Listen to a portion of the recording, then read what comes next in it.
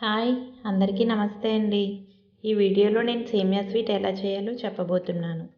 ఈ ఐటెం అందరూ చేస్తారు కానీ అంత పర్ఫెక్ట్గా ఇలా పొడి పొడిలాడుతూ అయితే రాదు. సో ఒకసారి నేను చెప్పే మెజర్మెంట్స్తో ట్రై చేసి చూడండి.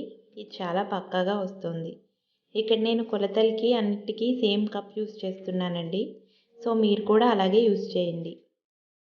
ఫస్ట్ ప్యాన్ తీసుకొని అందులో గీ వేసి కాజు ఫ్రై చేసుకోండి. ఇందులోనే కిస్మిస్ కూడా వేసుకుని ఫ్రై చేసుకోండి.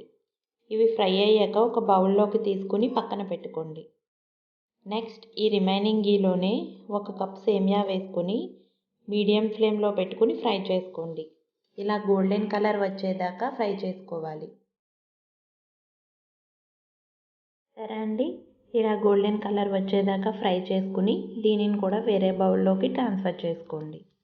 ఇదే ప్యాన్లో మనం ఏ కప్పుతో అయితే సేమియా తీసుకున్నామో అదే కప్పుతో 2 కప్స్ వాటర్ వేసుకుని మరిగించాలి. ఇది మరిగాక ఇందులో వేపుకుని పక్కన పెట్టుకున్న సేమియా వేసుకుని మూత పెట్టి 5 to 7 మినిట్స్ ఉడకనివ్వండి.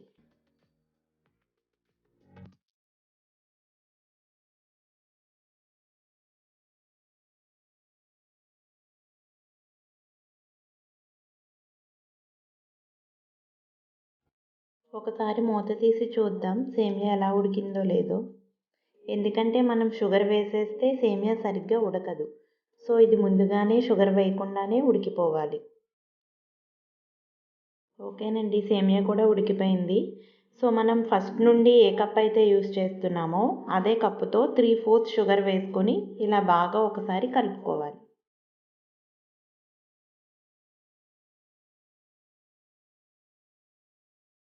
ఇలా బాగా మిక్స్ చేసుకున్నాక ఒక 3 యాలకులు దంచి పౌడర్ చేసుకుని వేసుకోవాలి.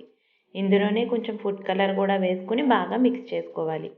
ఫుడ్ కలర్ ఆప్షనల్ అండి, మనకు నచ్చితే వేసుకోవచ్చు లేదంటే లేదు. ఇలా ఒక 5 మినిట్స్ ఉడికాక ముందుగా వేపుకొని పెట్టుకున్న డ్రై ఫ్రూట్స్ వేసుకుని అన్నీ బాగా మిక్స్ చేసుకోవాలి. ఇలా షుగర్ అంతా కరిగిపోయి స్వీట్ దగ్గరికి వచ్చాక స్టవ్ ఆఫ్ చేసేసుకోవటమే. ఇంతేనండి, ఎంతో టేస్టీగా ఉండి చాలా ఫాస్ట్గా ప్రిపేర్ చేయగలిగే స్వీట్ అయితే రెడీ అయిపోయింది. ఎవరైనా రిలేటివ్స్ వచ్చినప్పుడు మనం అప్పటికప్పుడు త్వరగా ఈ స్వీట్ చేసి పెట్టేయచ్చు. సో మీరు కూడా తప్పకుండా ట్రై చేయండి. Thanks for watching. Subscribe our channel for more videos.